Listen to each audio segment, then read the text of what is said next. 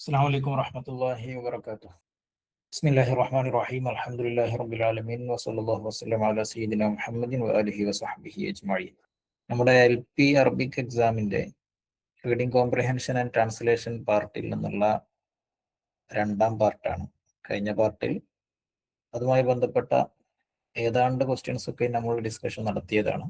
അപ്പോൾ കുറച്ച് ക്വസ്റ്റ്യൻസ് ബാക്കിയുണ്ടായിരുന്നു. അതാണ് ഇന്നത്തെ സെഷനിലുള്ളത്.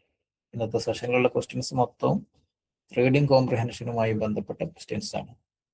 നിങ്ങൾ ശ്രദ്ധിച്ചിട്ടുണ്ടാകും, നമ്മുടെ ഈ പ്രാവശ്യത്തെ റീഡിംഗ് കോംപ്രിഹെൻഷൻ ടൈപ്പ് ക്വസ്റ്റ്യന് സാധാരണയിൽ നിന്ന് വ്യത്യസ്തമാണ്. അതായത് ഒരു പാസേജ് കൊടുക്കുന്നു, അതിൽ നിന്ന് ഒറ്റ ക്വസ്റ്റ്യൻ മാത്രമായിരിക്കും ഉണ്ടാവുക.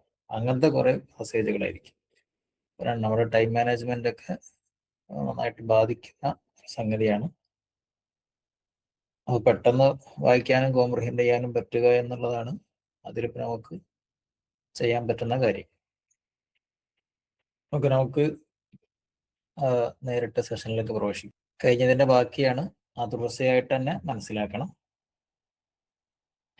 ഇതിലെ 93ാമത്തെ ക്വസ്റ്റ്യൻ ആണ് ഇപ്പോൾ നമ്മൾ ഡിസ്കഷൻ ചെയ്യുന്നത്.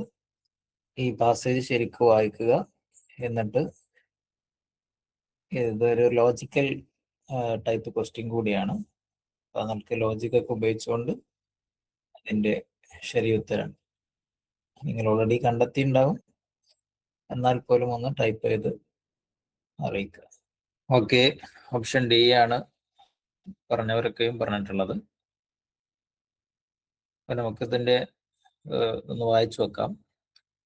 സാലിമുൻ ത്വാലിബുൻ മുജിദ്ദുൻ. സാലിമ് വളരെ ഒരു സീരിയസ് സ്റ്റുഡൻ്റ് ആണ്, കാര്യബോധമുള്ള വിദ്യാർത്ഥിയാണ് എന്നർത്ഥം. പരിശ്രമശാലിയായ വിദ്യാർത്ഥിയാണ്. ജദ്ദ എന്ന് പറഞ്ഞാൽ പരിശ്രമിച്ചു എന്നുള്ള തന്നെ. ഹസല അലാ ദറജത്തിന് ആലിയ ഫിൽ ഇംതിഹാനാത്തി സാബിഖ. കഴിഞ്ഞ പരീക്ഷകളിലൊക്കെയും ഉയർന്ന ഗ്രേഡ് അവൻ നേടിയിട്ടുണ്ട്. അപ്പൊ ഫഹന്നഹു അബ്ദുസ്സലാം. അബ്ദുസ്സലാം അവനെ കൺഗ്രാജുലേറ്റ് ചെയ്തു, അഭിനന്ദനങ്ങൾ അറിയിച്ചു. അബ്ദുസ്സലാം ഹുവ വാലിദു വാലിദി സാലിം. സാലിമിന്റെ ഉപ്പയുടെ ഉപ്പയാണ്, പിതാവിന്റെ പിതാവാണ്. വാസ്നേത്തു അലബിനി അഹി. ഞാനും എൻ്റെ സഹോദരപുത്രന് അഭിനന്ദനങ്ങൾ അർപ്പിച്ചു, അവനെ പുകഴ്ത്തി പ്രശംസിച്ചു. കമാ അസ്നത്ത്, അവിടെ റിയാവ് കൂടിയിട്ടുണ്ട്. കമാ അസ്നത്ത് അലൈഹി അമ്മത്തുഹു റഹീമ. അവന്റെ അമ്മത്ത്, അമ്മായി എന്നൊക്കെ പറയും, റഹീമയും അവനെ പ്രശംസിച്ചു, അഭിനന്ദിച്ചു. ഇവിടെ ചോദ്യം, മാ അലാഖത്തു അബ്ദുസ്സലാം മായി വ മഅ സാലിം വ റഹീമ. അബ്ദുസ്സലാം ഞാനുമായും സാലിമുമായും റഹീമയുമായും ഉള്ള ബ്ലഡ് റിലേഷൻ എന്താണ് എന്നതാണ് ചോദ്യം. അപ്പൊ ഇവിടെ നമുക്ക് മനസ്സിലാക്കാം, ആദ്യം സാലിമിനെ കുറിച്ചാണ് പറയണത്, പിന്നെ അബ്ദുസ്സലാമിനെ കുറിച്ചാണ് പറയണത്. അബ്ദുസ്സലാമും സാലിമും തമ്മിലുള്ള റിലേഷൻ അവിടെ പറഞ്ഞു. വാലിദ് വാലിദ് സാലിം, വലിയുപ്പയാണ്, പിതാവിന്റെ പിതാവാണ്. അപ്പൊ നമുക്ക് ഒന്നിന്റെ ഉത്തരം അവിടെ കിട്ടി. സാലിമും അബ്ദുസ്സലാമും തമ്മിലുള്ള ബ്ലഡ് റിലേഷൻ എന്ന് പറയുന്നത് വലിയുപ്പ പേരമകൻ, ഇതാണ്. നമുക്ക് ഒന്നാമത്തെ പോയിന്റ് കിട്ടി. പിന്നെ വാസ്നേത്തു അലബിനി അഖി, ഞാൻ എൻ്റെ സഹോദരപുത്രനെ പ്രശംസിച്ചു. അപ്പൊ സാലിം എൻ്റെ സഹോദരപുത്രനാണ്, സാലിമിന്റെ എളാപ്പയാണ് ഞാൻ എന്നുള്ളത് കിട്ടി. എളാപ്പയാകുന്ന സമയത്ത് പിന്നെ എളാപ്പയും മൂത്താപ്പയാകാം. ആകുന്ന സമയത്ത് എൻ്റെ പിതാവായിരിക്കല്ലോ സാലിം, അബ്ദുസ്സലാം. എൻ്റെ പിതാവായിരിക്കല്ലോ അബ്ദുസ്സലാം. പിന്നെ അവന്റെ അമ്മത്ത് റഹീമയും പ്രശംസിച്ചു. അപ്പൊ റഹീമയുടെയും പിതാവായിരിക്കും അബ്ദുസ്സലാം. ഓക്കെ, മനസ്സിലായിട്ടുണ്ടാവുമെന്ന് വിചാരിക്കുന്നു. ഇവിടുത്തെ ഓപ്ഷൻ ഡി എന്നാണ് കറക്റ്റ് ഉത്തരം. അബ്ദുസ്സലാം എന്നുള്ളത് വാലിദി, എൻ്റെ പിതാവാണ്, കറക്റ്റ് ആണല്ലോ. അസ്നേത്തു അലബിനി അസി എന്ന് പറഞ്ഞ എന്താ, ഞാനും സാലിമും തമ്മിലുള്ള ബന്ധം എൻ്റെ സഹോദരന്റെ പുത്രനാണ് സാലിം എന്നാണല്ലോ. അപ്പൊ സഹോദരന്റെ പുത്രനാണെങ്കിൽ പിന്നെ എന്റെയും സാലിമിന്റെയും ഉപ്പയുടെ ഉപ്പ ഒരാളായിരിക്കണല്ലോ. കുറച്ച് ചിന്തിച്ചാൽ തന്നെ മനസ്സിലാകും. എന്റെയും പിന്നെ സാലിമിന്റെ ഉപ്പയുടെയും ഉപ്പ ഒരാളായിരിക്കണം. അപ്പൊ സാലിമിന്റെ വല്യപ്പ എന്റെ ഉപ്പയാണെന്നർത്ഥം. പിന്നെ എന്താ പറഞ്ഞത്, അബൂ റഹീം, റഹീമയുടെ ഉപ്പയാണ് അബ്ദുസലാം. റഹീമയുടെ ഉപ്പയാണ്. റഹീമയുടെ ഉപ്പ എന്ന് പറഞ്ഞാൽ, റഹീമ എന്ന് പറഞ്ഞാൽ ഉപ്പയുടെ പെങ്ങളാണ് റഹീമ. അമ്മത്ത് ഉപ്പയുടെ പെങ്ങളാണ് റഹീമ. അപ്പൊ റഹീമയുടെയും ഉപ്പയാണ് അബ്ദുസലാം. ഇത് ജസ്റ്റ് ഒന്ന് ചിന്തിക്കേണ്ടതേ ഉള്ളൂ, കൂടുതൽ ചിന്തിക്കാനൊന്നും ഇതിലില്ല. അപ്പോ സാലിമിന്റെ വലിയപ്പയാണ് അബ്ദുസലാം. അതോടൊപ്പം തന്നെ എന്റെ ഉപ്പയാണ്, കാരണം എന്റെ സഹോദരപുത്രനാണല്ലോ സാലിം. അപ്പൊ എന്റെ ഉപ്പയായിരിക്കണമല്ലോ അബ്ദുസലാം. പിന്നെ അമ്മത്താണ് റഹീമ. അമ്മത്ത് റഹീമാകുമ്പോ റഹീമയുടെയും ഉപ്പ അബ്ദുസലാമാണ്. ഓപ്ഷൻ പറഞ്ഞു സാറേ. ബിയിൽ പറയുന്നില്ലേ ഒരു ഓപ്ഷന്, ജദ്ദി വജദ് സാലിം വാലിദു റഹീമ എന്നുള്ളത്. വാലിദും അബു എന്നുള്ളതിന്റെ അർത്ഥം ഏകദേശം ഒന്നായിരിക്കില്ലേ? ഒന്നെന്നെയാണ് ഒരേ അർത്ഥം. അപ്പൊ എന്റെ ജദ്ദല്ലേ അവിടെ പോയി, എന്റെ ജദ്ദല്ലല്ലോ, എന്റെ ഉപ്പയല്ലേ. സാലിമിന്റെ ജദ്ദാണ്, എന്റെ ഉപ്പയല്ലേ. ഞാൻ സാലിമിന്റെ എളാപ്പയോ മൂത്താപ്പയോ ആണ്. എന്റെ സഹോദരപുത്രനാണ് സാലിം പറയുമ്പോൾ ഞാൻ എളാപ്പയോ മൂത്താപ്പയോ ആണ്. അപ്പൊ എന്റെ വല്യപ്പല്ലല്ലോ അബ്ദുസലാം, എന്റെ ഉപ്പല്ലേ. അപ്പൊ ജദ്ദി എന്ന് പറഞ്ഞപ്പോ തന്നെ പോയി. ഈ പറയുന്ന ആളുടെ, ഈ ഭാരത്ത് പറയുന്ന ആളുടെ പേര് ഇവിടെ പറയുന്നില്ലല്ലോ. ഇല്ല, പറയുന്നില്ല. മായി എന്റെ, ഞാനും അബ്ദുസലാമും തമ്മിലുള്ള ബന്ധം എന്നാ ചോദിക്കുന്നത്. അപ്പൊ ഞാൻ അസ്നയിത്തു എന്ന് പറഞ്ഞപ്പോ തന്നെ ഞാൻ ആരാന്നുള്ളത് കിട്ടി. നെക്സ്റ്റ് നോക്കാം. ഇത് കുറെ ഉള്ളത് കൊണ്ട് ഇതിന്റെ ഫോണ്ട് സൈസ് കുറച്ചേ ഉണ്ടാവും. അപ്പൊ നിങ്ങൾ പിന്നെ വായിക്കാൻ കിട്ടണില്ലെങ്കിൽ ഒന്ന് സൂം ചെയ്താലൊക്കെ മതി. ഇത്ര വലിയ ക്വസ്റ്റ്യൻ കൊടുത്തു കഴിഞ്ഞാൽ നമുക്കൊരു സ്ലൈഡിൽ ഉൾപ്പെടുത്താൻ വലിയ പ്രയാസമായിരിക്കും. ഇതില് 2 ടൈപ്പ് ആളുകൾ നമ്മുടെ ഓഡിയൻസിൽ ഉണ്ടാവും. ഒന്ന് റീഡിങ് കോംപ്രിഹെൻഷൻ കുറച്ചൊക്കെ ശ്രദ്ധിച്ചാൽ കിട്ടുന്നവരുണ്ടാവും, ചിലപ്പോൾ കുറച്ച് പ്രയാസമുള്ളവരുണ്ടാവും. അപ്പോ പ്രയാസമുള്ളവർ കുറച്ചൊന്ന് സഹകരിക്കണം. കാരണം ബാക്കിയുള്ളവർക്ക് ചിലപ്പോൾ നമ്മൾ പറഞ്ഞ ഈ ക്ലാസ്സിൽ വിശദീകരണം കൊണ്ട് നെക്സ്റ്റ് പരീക്ഷകളിൽ ഉപകാരപ്പെട്ടേക്കാം. ഓക്കെ, അപ്പൊ നമുക്ക് ഇതിന്റെ ഉത്തരം ബി ആണ് ഇപ്പൊ എല്ലാവരും പറഞ്ഞത്. ഓപ്ഷൻ ബി തന്നെയാണ് ഇതിന്റെ ഉത്തരം. പാസേജ് കണ്ട വായിക്കാൻ തോന്നാത്തവരുണ്ട്. പല ടൈപ്പ് ആളുകളുണ്ടാവും. ഓക്കെ, അപ്പൊ നമുക്ക് ഇതിന്റെ ഒരു അനാലിസിസ് എന്തായാലും ഇപ്പൊ നടക്കണല്ലോ. അപ്പൊ ഇതാണ് സാറൽ മലിക്കുലി ഫത്രത്തിൻ തൊവീല. കുറെ നേരം രാജാവ് നടന്നു. വക്കാനത്ത് ദറജത്തുൽ ഹറാറ ആലിയത്തൻ, ചൂടിന്റെ താപനില ഭയങ്കര ഉയർന്നതായിരുന്നു. വഹജാറു ത്വരീഖി സാഖിനത്തുൻ ജിദ്ദ, വയിലെ കല്ലുകളൊക്കെയും ചുട്ടുപൊള്ളുന്നതായിരുന്നു. അങ്ങനെ ഫൗസീബ ബിൽ ഇർഹാഖ്, രാജാവിന് ഭയങ്കരമായിട്ട് ക്ഷീണം ബാധിച്ചു. വതുസാബു ഖദമുഹു ബിൽ ജുറൂഹി വത്തശഖുഖാത്ത്, അദ്ദേഹത്തിന്റെ കാൽപാദങ്ങളിൽ മുറിവുകളും വിള്ളലുകളൊക്കെ വീഴാൻ തുടങ്ങി, മുറിവുകളൊക്കെ വന്നു. വഫി ഹാദിഹിൽ ലഹ്ള, ഈ സമയത്ത്, ഈ നിമിഷത്തിൽ, ഷഅറ ബി മുആനാത്തി ശഅബി കുല്ല യൗമിൻ, അയാൾ ഇങ്ങനെ വിചാരിച്ചു, എന്റെ ജനത ദിവസവും ഇപ്പൊ ഇങ്ങനെയാണല്ലോ, ഞാൻ ദിവസം കൊട്ടാരത്തിലാണ്, എനിക്ക് ഒരു ദിവസമേ പ്രശ്നമുള്ളൂ, എന്നെ ജനത ദിവസവും ഈ പ്രയാസം അവർ അനുഭവിക്കുന്നുണ്ടല്ലോ. ഷഅറ ബി എന്ന് പറഞ്ഞാൽ ഫീൽ ചെയ്യുക. മുആനാത്തു ഷഅബ്, അതായത് അദ്ദേഹത്തിന്റെ സമൂഹത്തിന്റെ പ്രയാസം അദ്ദേഹം മനസ്സിലാക്കി. കുലയൗമിൻ, എല്ലാ ദിവസത്തെയുമുള്ള ജനങ്ങളുടെ പ്രയാസം. അങ്ങനെ അദ്ദേഹം പിന്നെ ഉത്തരവിറക്കി. വഅമറ ബിതഗ്തിയതി കുല്ലി ശവാരിഇ വതുർഖാത്തിൽ മദീന, സിറ്റിയിലെ എല്ലാ പിന്നെ റോഡുകളും നടപ്പാതകളൊക്കെയും മൂടണം, കവർ ചെയ്യണം. ബിൽ ജിൽദി, തോലുകൊണ്ട് മൂടണം എന്ന് പറഞ്ഞു. അപ്പൊ നമ്മുടെ ചോദ്യം ഇതാണ്, മാഹുവ തസ്രീഹു സ്വഹീഹ് ലിമാന ഹാദിഹിൽ ഫഖറ, ഈ പാരഗ്രാഫിന്റെ അർത്ഥത്തിന് ഏറ്റവും അർത്ഥം വെച്ച് നോക്കുന്ന സമയത്ത് ഇതിന് ഏറ്റവും ശരിയായ സ്റ്റേറ്റ്മെന്റ് ഏതാണ്? നമ്മൾ ബി ആണ് ഉത്തരം. അപ്പൊ ഒന്നാമത്തെ നോക്കാം, ഓപ്ഷൻ എ നോക്കുകയാണെങ്കിൽ, അമറൽ മലിക്കു യബ്നിയ സഖഫൻ ബിൽ ഇസ്മന്തി അല ഷവാരി, റോട്ടിന്റെ മുകളിൽ കൂടി മൊത്തം സിമെന്റിന്റെ മേൽക്കൂര പണിയാൻ വേണ്ടി കൽപ്പിച്ചു. അങ്ങനെ ഒരിക്കലും അദ്ദേഹം പറഞ്ഞില്ല. അല ഷവാരി കുല്ലിഹ, ഹത്താ യുളല്ലിൽ അലൽ മാഷീന ബിലാഹിദ, ചെരുപ്പിടാതെ നടക്കുന്ന ആളുകൾക്ക് തണൽ കൊടുക്കാൻ റോട്ടിന്റെ മോഡ് കൂടെ സിമെന്റിന്റെ മേൽക്കൂര, അതൊരിക്കലും അദ്ദേഹം പറഞ്ഞിട്ടില്ല. രണ്ടാമത്തെ ശരിയാണ്.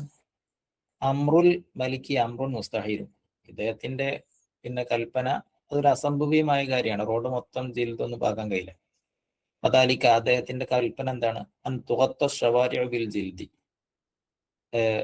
അമ്രു എന്നാണ്. അതാലിക്ക അൻ തുഗത്ത ശവാരിഉ ബിൽ ജിൽദി, അമറു എന്നല്ല അമ്രു എന്നാണ് കേട്ടോ. അത് നിങ്ങളുടെ ഹർക്കത്തില് ക്വസ്റ്റ്യന്റെ ഹർക്കത്തിൽ തെറ്റിയതാണ്. അമർ എന്നല്ല അമ്രു എന്നാണ്.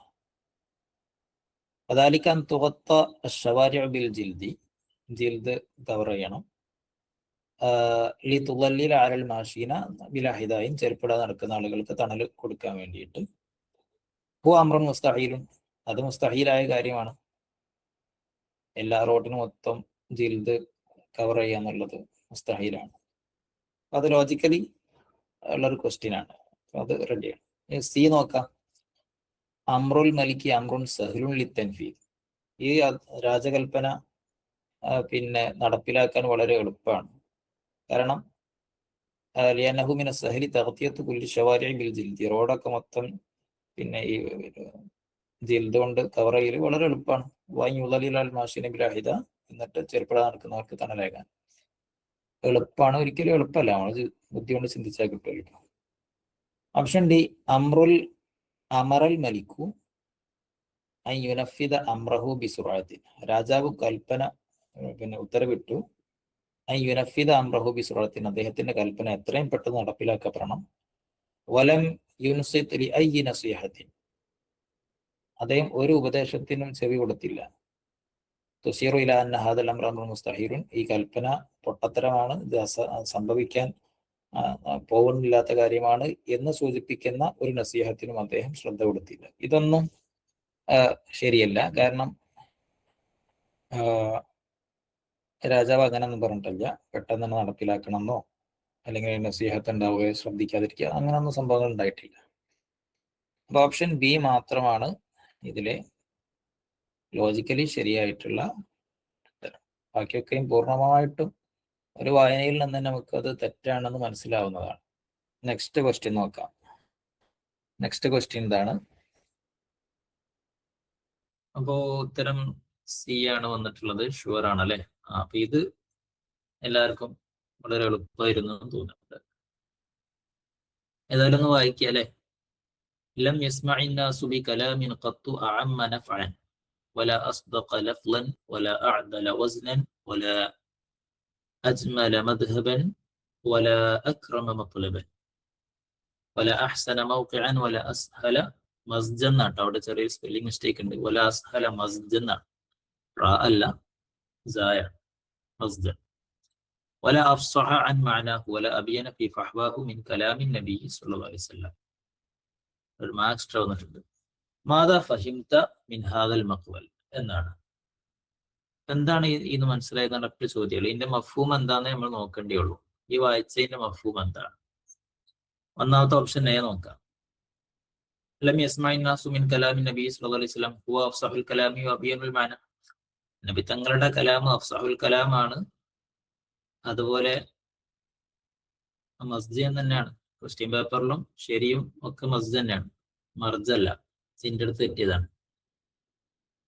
ഓപ്ഷൻ എ ഉള്ളത് ലം യസ്മഇ الناس من كلام النبي صلى الله عليه وسلم هو أفصح الكلام وأبين المعنى. നബി തങ്ങളുടെ കലാം അഫ്സഹാണ്, അതുപോലെ ഏറ്റവും നല്ല വ്യക്തമായ മാന ഉള്ളതാണ്. അങ്ങനെയുള്ള നബി തങ്ങളുടെ കലാമിനെ ജനങ്ങൾ ആരും കേട്ടിട്ടില്ല.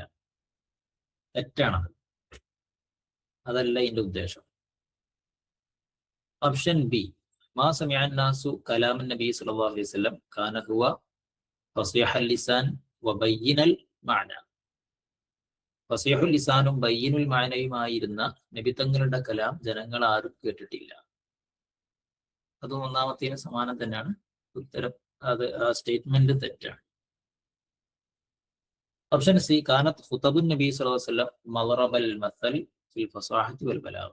നബി തങ്ങളുടെ പ്രഭാഷണങ്ങളൊക്കെയും ബലാഗത്തിലും ഫസാഹത്തിലും ഉപമ പറയപ്പെടുന്ന, അതായത് നബിത്തങ്ങളുടെ കലാമ് പോലെ, നബിത്തങ്ങളുടെ ഖുതുബ പോലെ എന്ന് പറയപ്പെടുന്ന മദ്റബുൽ മസലായിരുന്നു എന്നതാണ് ഈ കലാമിന്റെ ഉദ്ദേശം. അതാണ് ശരി.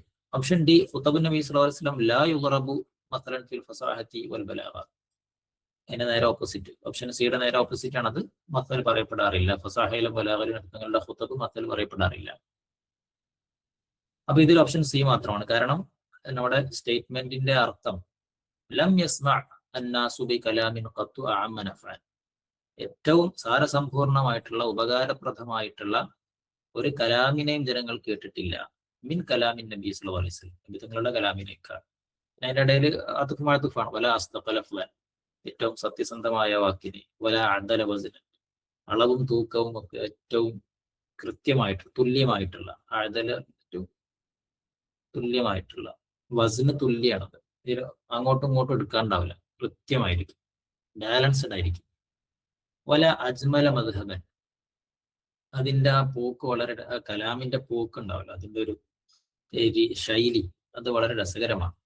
വല അക്രമ മത്തുലബൻ, അതിന്റെ തേട്ടം, അതിന്റെ ഉദ്ദേശം ഏറ്റവും നല്ല കാര്യമായിരിക്കും. വല അഹ്സന മൗഖിയൻ, അതിന്റെ എന്താ പറയാ, ആ സ്ഥാനം വളരെ അസ്ഥാനത്താവില്ല, സ്ഥാനത്തായിരിക്കും, ഏറ്റവും നല്ല സ്ഥാനത്തായിരിക്കും അത് ചെന്ന് പതിക്കുക.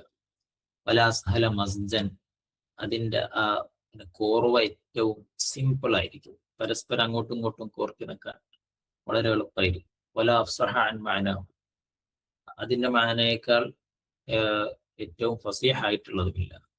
വല അബിയന ഫി ഫഹ്വാഹു, ഫഹ്വ എന്ന് പറഞ്ഞാൽ മഫ്ഹൂം തന്നെ, അതിന്റെ ആശയത്തെക്കാൾ ഏറ്റവും വ്യക്തത ഉള്ളതുമല്ല മിൻ കലാമിൻ നബി സ്വല്ലല്ലാഹു അലൈഹി വസല്ലം, തങ്ങളുടെ കലാമിനേക്കാൾ.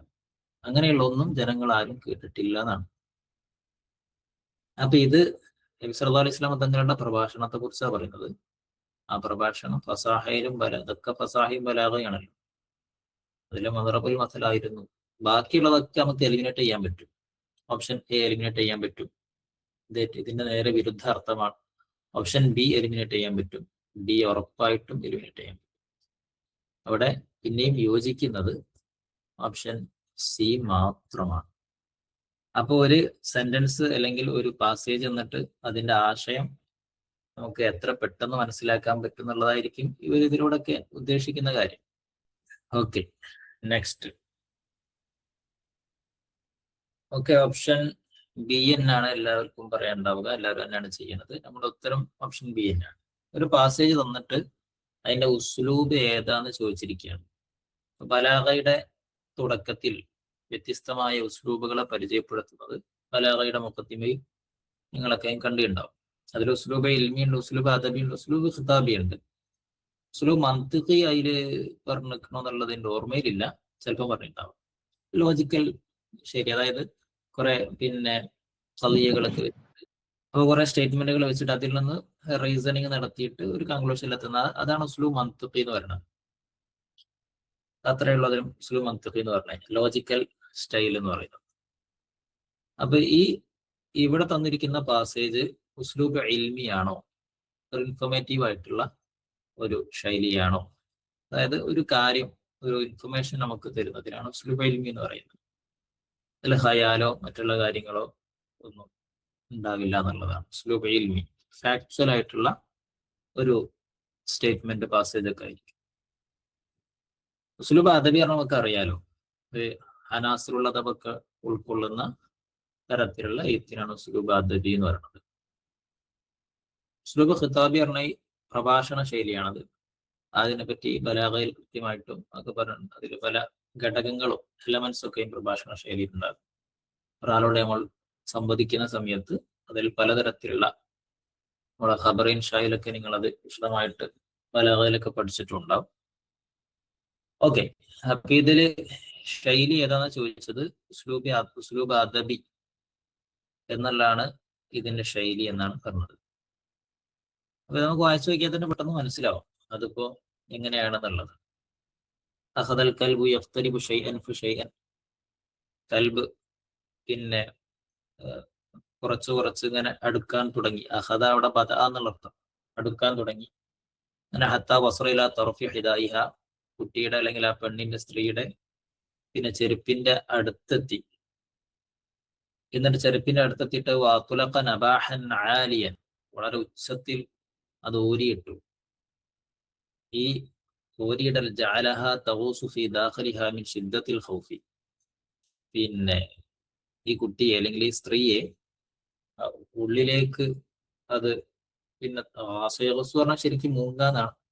മുങ്ങുന്നവളാക്കിയെന്ന് പറഞ്ഞാൽ ഉള്ളിലേക്ക് ഉൾവലിയുന്നവളാക്കിയെന്നായിരിക്കും. മിൻ ശിദ്ദത്തിൽ ഖൗഫി, ശക്തമായ പേടി കാരണത്താൽ. തുഗ്മിദു ഐനൈഹ ബാക്കിയത്തൻ, കണ്ണുകൾ കരഞ്ഞുകൊണ്ട് കണ്ണടയ്ക്കുന്നവളായ നിലയിലും.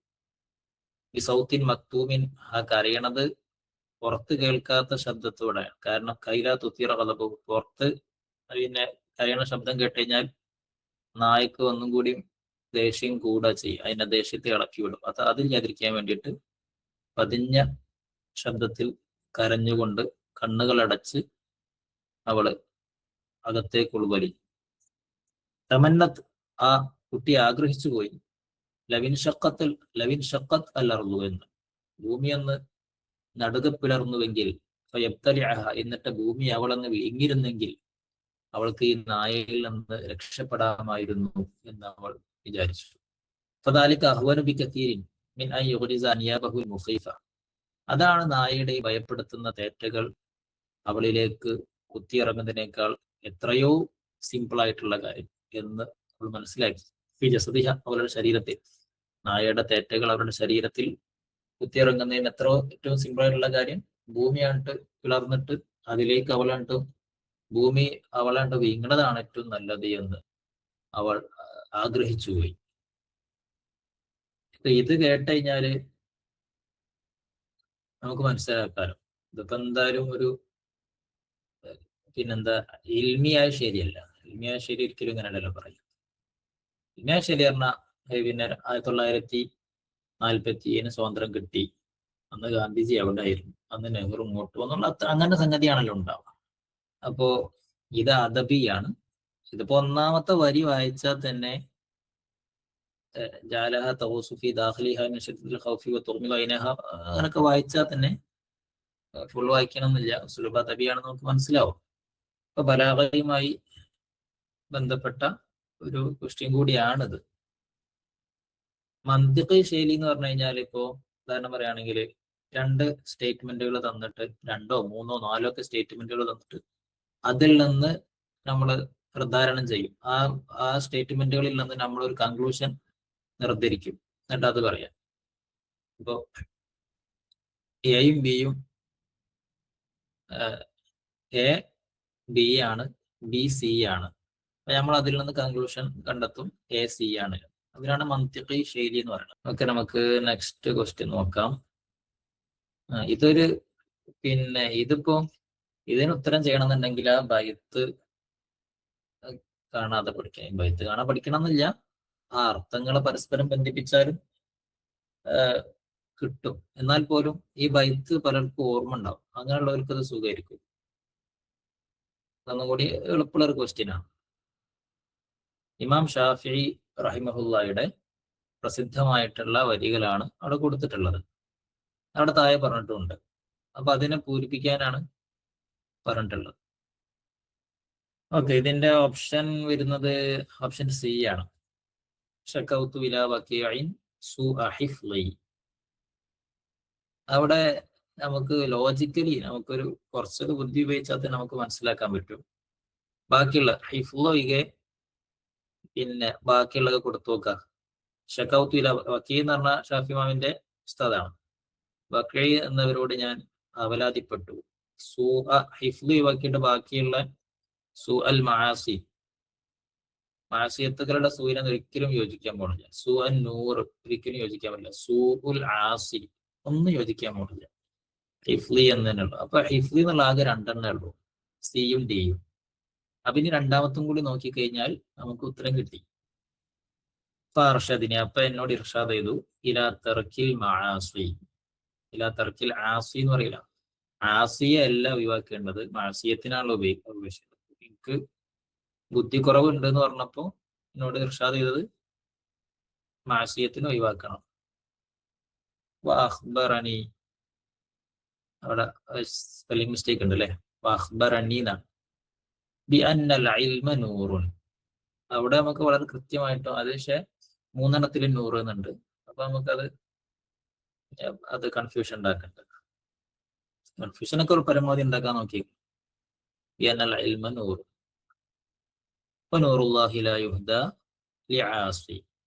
ഇതില് നിങ്ങളുടെ പിന്നെ ക്വസ്റ്റ്യൻ പേപ്പറിലുള്ളത് അവിടെ ആഴ്സിമീന്ന് കൊടുത്തുക്ക സാറേ, അങ്ങനെ ഒരു സംശയം വന്നുപോയി. എന്നിട്ട് പോയി കൊടുത്തു. അതെ ആസിമീന്ന് കൊടുത്തിട്ടുണ്ട്. അത് തെറ്റാണ്. ക്വസ്റ്റ്യൻ അതെ, പേപ്പറിൽ ആസിമീന്നാണ് ക്വസ്റ്റ്യൻ പേപ്പറിൽ.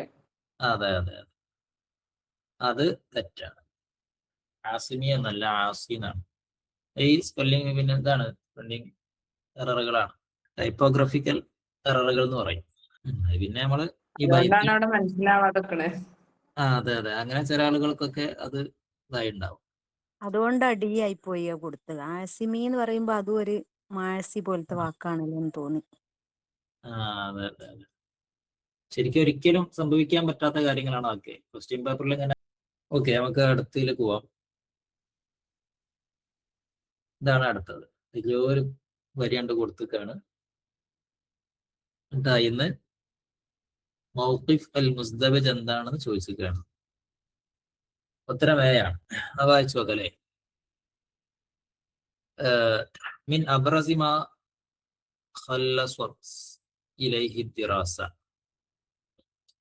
أن المشاركين في المظاهرات عبروا بوضوح عن دعمهم لحق الشعب الفلسطيني في إقامة دولته المستقلة، وفي الوقت ذاته شددوا على ضرورة حماية الحياة اليهودية في ألمانيا.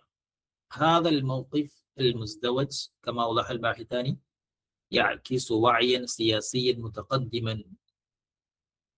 يرفض ثنائية مع أو ضد. ഇതിൽ ചോദ്യം മാഹുവൽ മൗഖിഫ് അൽ മുസ്ദവജ്, ഈ പിന്നെ ഡ്യുവൽ സ്റ്റാൻഡ് ഇതിന് പറയല് ഈ ഇരട്ട നയം അല്ലെ, ഇരട്ട നയം എന്ന് നമ്മുടെ പാസേജിൽ ഒരു സാധനത്തെ കുറിച്ച് പറഞ്ഞിട്ടുണ്ട്. അത് എന്തിനെ കുറിച്ചാണ്? ഇരട്ടത്താപ്പ്. അതെ ഇരട്ടത്താപ്പ്.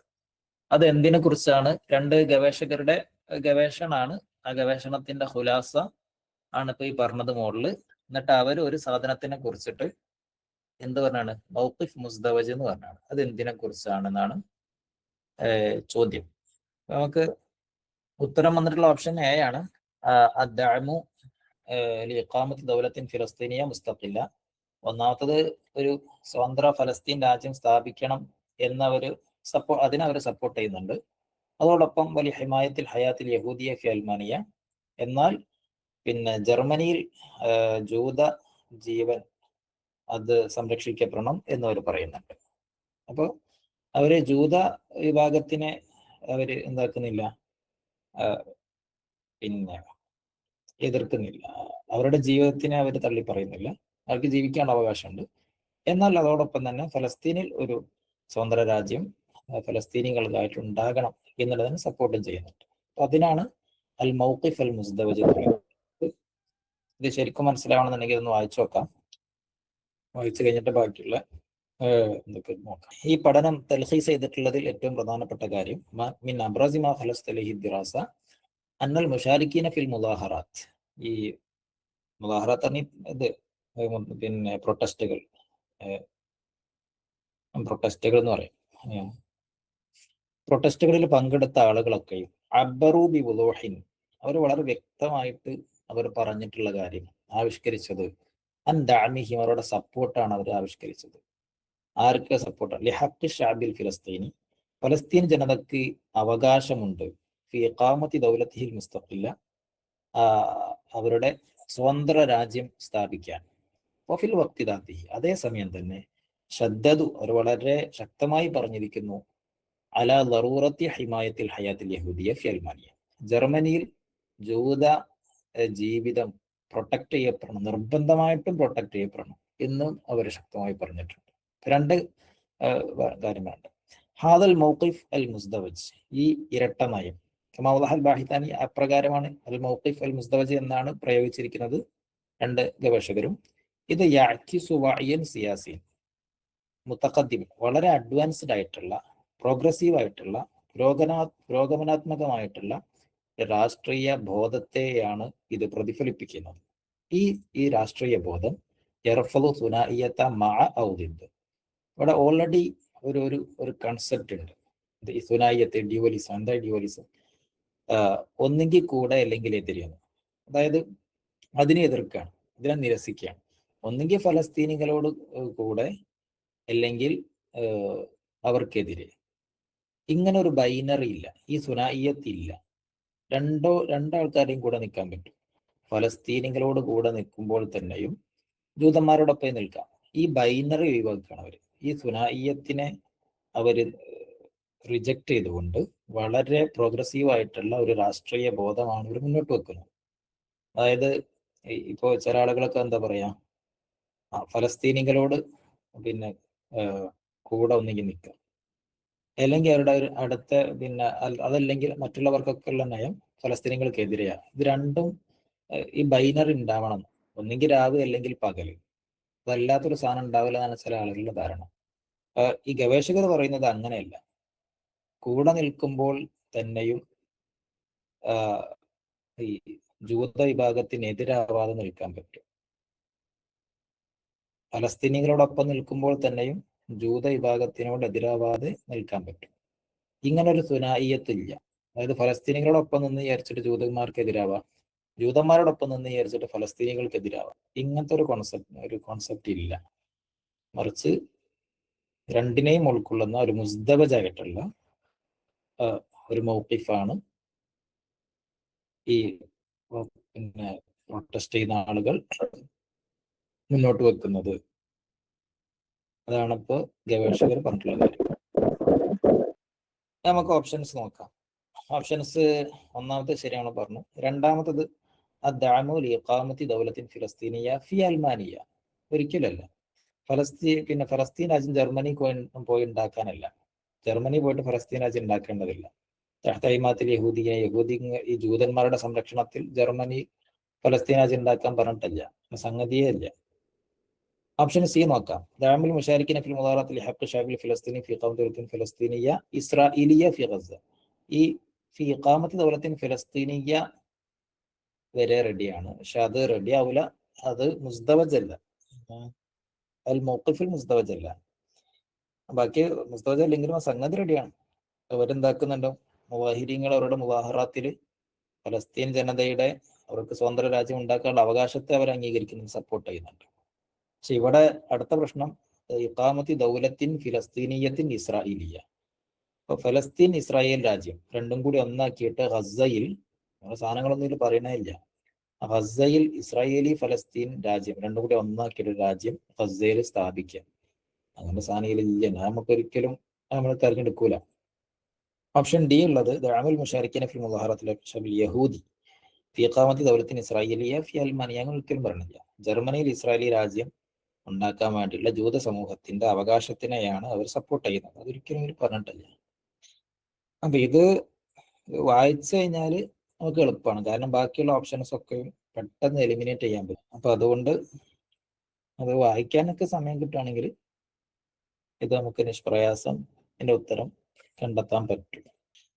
ഓക്കെ, അപ്പൊ നെക്സ്റ്റ് ക്വസ്റ്റ്യൻ ആൻസർ ചെയ്യാം. ഓർമ്മ ഉണ്ടെങ്കിൽ ആൻസർ ചെയ്യാം. വായിച്ചു വയ്ക്കുന്നതിന് വായിച്ചു വയ്ക്കാൻ കിട്ടുമായിരിക്കും. ചോദ്യം ഇതാണ്: മാഹിയൽ ഖുത്വ അല്ലത്തി തഅ്കിസു മകാനത സഊദിയ ഫിൽ മജാൽ ഇഖ്തിസാദി അൽ ആലമി. അന്താരാഷ്ട്ര അല്ലെങ്കിൽ ആഗോള സാമ്പത്തിക മേഖലയിൽ സൗദി അറേബ്യയുടെ സ്ഥാനത്തെ പ്രതിഫലിപ്പിക്കുന്ന ചുവടുവെപ്പ് ഏതാണ്? ഓപ്ഷൻ ബി ആണ് നമ്മളെ കറക്റ്റ് ഉത്തരം. ഓപ്ഷൻ ബി ആണ് കറക്റ്റ് ഉത്തരം. നമുക്ക് വായിച്ചു എന്തായാലും കിട്ടും. തത്തജിഹു അൻവാറു മുജ്തമഇൽ അഅമാൽ അദ്ദൗലി ഇലൽ ആസിമ അസ്സഊദിയ അർ-റിയാദ്. ബിസിനസ് സമൂഹത്തിന്റെ മൊത്തം നോട്ടവും റിയാദിലേക്കാണ്. സൗദി അറേബ്യയുടെ ക്യാപിറ്റൽ സിറ്റി ആയിട്ടുള്ള റിയാദിലേക്കാണ് ബിസിനസ് സമൂഹത്തിന്റെ മൊത്തം ദൃഷ്ടിയും പതിയുന്നത്. ഹൈസു, അവിടെയാണ്. ഹൈസു എന്നുള്ളത് ദർഫ്. തസ്തളീഫു പിന്നെ ഹൈത്തുള്ള വേർ നമ്മൾ ഇംഗ്ലീഷിൽ പറയില്ല, വേർ വേർ. Riyadh where. റിയാദിൽ എന്താ സംഭവിക്കുന്നത്? റിയാദ് തസ്തളീഫ് മുൻതദ ഫോർഷൻ അൽ ആലമി ലിൽ മറ ലൂല ബിതാരിഖി 26 ഇല 27 ഒക്ടോബർ അൽ ഹാലി. ഈ ഒക്ടോബർ 26, 27 ഡേറ്റുകളിലായിട്ട് സൗദി അറേബ്യയിൽ ആദ്യമായിട്ട് വേൾഡ് ഫോർച്യൂൺ നയിക്കും, ഫോർഷിൻ പിന്നെ കൗൺസില്, അത് കൗൺസിൽ അവരെ ഹോസ്റ്റ് ചെയ്യാം. ഹോസ്റ്റ് ചെയ്യുക, ആതിഥ്യം അരുളുക എന്നർത്ഥം. റിയാദാണ് ആതിഥ്യം അരുളുന്നത് മുൻതദ ഫോർഷിൻ അൽ ആലമി വേൾഡ് ഫോർഷിൻ മീറ്റിന്. ആദ്യമായിട്ടാണ് റിയാദിൽ അവർ പിന്നെ ഹോസ്റ്റ് ചെയ്യുന്നത്. ഇത് ഫി ഖുതുവത്തിൻ തഅക്കിസുൽ മകാന അൽ മുതനാമിയ ലിൽ മംലക. സൗദി അറേബ്യയുടെ ഏറ്റവും ഉയർന്ന സ്ഥാനത്തെയാണ് പ്രതിഫലിപ്പിക്കുന്ന ഒരു ചുവടുവെപ്പാണത്. ബിവസ്ഫിഹ, സൗദി അറേബ്യയെ ആക്കിക്കൊണ്ട് മർക്കസൻ ഇഖ്തിസാദിയൻ ആലമിയൻ, ഒരു ആഗോള സാമ്പത്തിക കേന്ദ്രമാക്കിക്കൊണ്ട്. അതുപോലെ ഹാദിനത്തൻ ലി സുനാഅത്തിൽ ഖറാറാത്തിൽ മുസ്തഖ്ബലിയ. ഇപ്പൊ ഫോർച്യൂൺ തന്നെ ആയിക്കോട്ടോ, ഒരു പിന്നെ ഭാവിയെ കുറിച്ചുള്ള തീരുമാനങ്ങളെ നിർമ്മിക്കുന്ന അതിൻ്റെ ഒരു മടിത്തട്ടായിട്ട് സൗദി അറേബ്യ മാറുകയാണ്. അത്തരത്തിലുള്ള ചുവടുവെപ്പായിട്ടാണ് ഈ ഒരു പിന്നെ ഹോസ്റ്റിംഗ് അതിനെ ആളുകൾ കാണുന്നത്. അപ്പൊ ഈ ചോദ്യം എന്താണ്? സൗദി അറേബ്യ ആഗോള സാമ്പത്തിക മേഖലയിൽ ഏറ്റവും ഉയർന്ന സ്ഥാനത്തെത്തിക്കുന്ന ചുവടുവെപ്പ് ഏതാണ്? പിന്നെ ഓപ്ഷൻസ് നോക്കാം. ഒന്ന്, ഇത്തിജാഹു അൻവാരി മുജ്തമഇൽ അഅമാൽ അദ്ദൗലിൽ റിയാദ്. ഈ പിന്നെ ബിസിനസിന്റെ ആളുകളൊക്കെയും ഈ പിന്നെന്താ പറയാ, ബിസിനസ് സമൂഹം മൊത്തം സൗദി അറേബ്യയിലേക്ക് ഇങ്ങനെ ഉറ്റുനോക്കി വിചാരിച്ചിട്ട് സൗദി അറേബ്യ വലിയ ഇതാവാൻ പോണില്ല ഈ പാസേജിന്റെ അടിസ്ഥാനത്തിൽ. അതല്ല, അത് ഉറ്റുനോക്കാൻ കാരണം അവിടെ ഇത് നടക്കണമെന്നുള്ളതുകൊണ്ടാണ്. സി നോക്കാം. സി, ഇസ്തിലാഫത്ത് മുബാറയാത്തി കുറത്തിൽ. അത് നമുക്ക് പെട്ടെന്ന് എലിമിനേറ്റ് ചെയ്യാം. വേൾഡ് കപ്പ് അവിടെ ആതിഥ്യം വരലുന്നു 2030. 2030 വേൾഡ് കപ്പ് അവിടെ ഇരിക്കുമാണെങ്കിൽ, പക്ഷെ അതും ഇതൊരു ബന്ധമില്ലല്ലോ, ഈ പാസേജായിട്ട് ബന്ധമില്ലല്ലോ. ഈ പരിപാടിയായിട്ട് ചിലപ്പോൾ ബന്ധമൊക്കെ ഉണ്ടാവും, പക്ഷെ പാസേജായിട്ട് ബന്ധമില്ല. ഡി, എഅ്തിബാറു സൗദിയ മർക്കസൻ ഇഖ്തിസാദിയൻ ആലമിയൻ വഹാദിനത്തുൽ ഇസ്നാത്തുൽ ഖറദ്.